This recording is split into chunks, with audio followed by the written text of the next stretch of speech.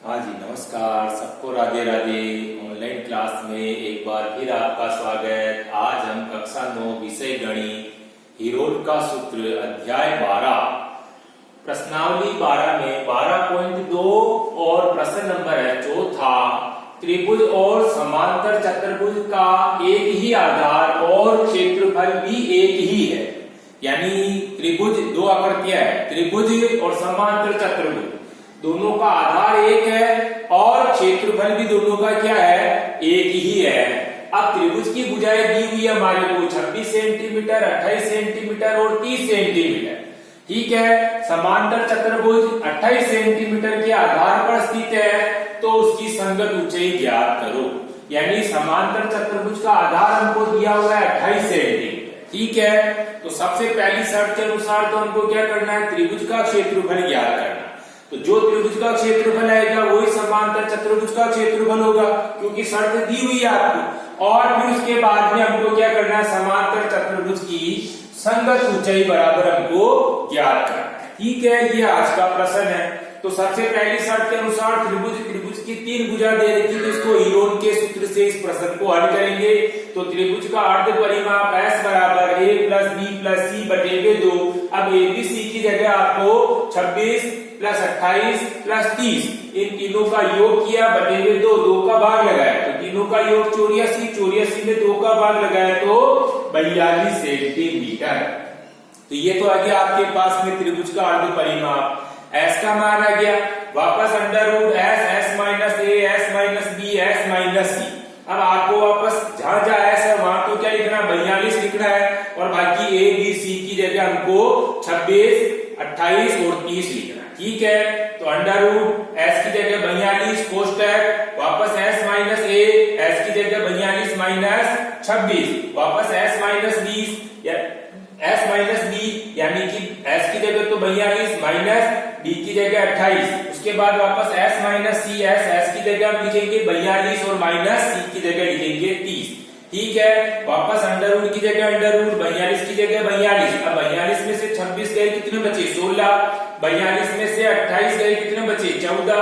और 42 में से 30 गए तो कितने बचे, 12। इनके बीच में कोई चिन्ह नहीं है तो गुणा का निशान लगाना। ठीक है, वापस अंडर रूट में ये चारों बार आ गए, लेकिन अब हमको क्या करना है, इनको खोलना है। यानी 42 के, 16 के, 14 के और 12 के हमको क्या करना है, अभाज्य गुणनखंड करेंगे, टुकड़े कर लेंगे। तो 42 के टुकड़े करेंगे अंडर रूट 2 इंटू 3 इंटू 7, यानी 7 या 21 और 21 दूनी 42। इसी तरह से वापस इंटू 16, 16 के टुकड़े 2 इंटू 2 इंटू 2 इंटू 2। ठीक है, फिर इंटू 14 के टुकड़े 2 इंटू 7, फिर इंटू 12 के टुकड़े 2 इंटू 2 इंटू 3।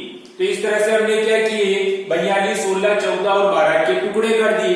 टुकड़े करने के बाद क्या करना है, 2 को एक बार जमा दो, 3 को जमा दो, 7 को जमा दो, यानी जो जो संख्या आ रही है उनको एक साथ। तो सबसे पहले हमने 2 को जमाया, 1 2 3 4 5 6 7 8 बार 2 आ रहे हैं, तो हम क्या करेंगे, इनको 8 बार 2 इंटू 2 इंटू इस तरह से जमा देंगे। फिर इसी तरह से 3 को जमाना और 7 को जमाना, जो जो संख्या आ रही है उनको एक साथ जमा लिया। अब जमाने के बाद क्या करना है कि 2 का एक जोड़ा बन गया, इनमें से क्या करेंगे, हम एक एक संख्या को बाहर निकालेंगे। ठीक है, अभी ये मान अंडर रूट में ही बाहर निकालेंगे तो अंडर रूट को हटा देना। ठीक है, अब 2 के कितने जोड़े बने, 8 बने हैं, इसमें से एक एक को हमने क्या किया, बाहर निकाल दिया। तो ऐसे हमारे पास में जोड़े हो गए 1 2 3 4, तो 2 इंटू 2 इंटू 2 इंटू 2। इसी तरह से 3 का एक जोड़ा है तो इंटू 3, और 7 का एक जोड़ा तो इंटू 7। अब हमको क्या करना है, इनको गुणा करना है। 2 दूनी 4, 4 दूनी 8, 8 दूनी 16, 16 3 48, और 48 को वापस 7 से गुणा करेंगे तो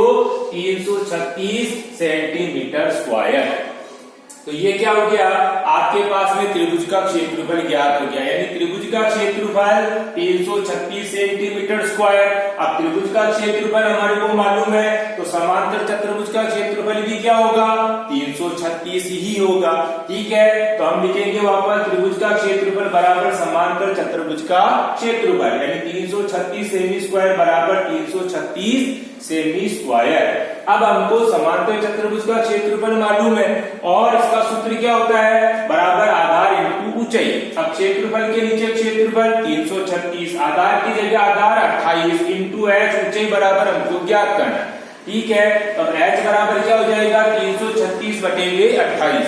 अब 28 का भाग 336 में देंगे तो ये हमारे पास में कितना आएगा 12 सेंटीमीटर। ठीक है, यानी समांतर चतुर्भुज का आधार हमको दिया हुआ, ऊंचाई हमको ज्ञात करनी, तो क्या किया क्षेत्रफल के अंदर हमने आधार का भाग लगा दिया। तो इस प्रकार हमारे पास में समांतर चतुर्भुज की ऊंचाई ज्ञात। ठीक है, प्रश्न में त्रिभुज और समांतर चतुर्भुज दोनों का क्षेत्रफल और दोनों का आधार एक ही था। दूसरी बात, त्रिभुज की भुजा दे रखी थी, इस त्रिभुज की तीनों भुजा से हमने क्या किया हीरोन के सूत्र से त्रिभुज का क्षेत्रफल ज्ञात किया।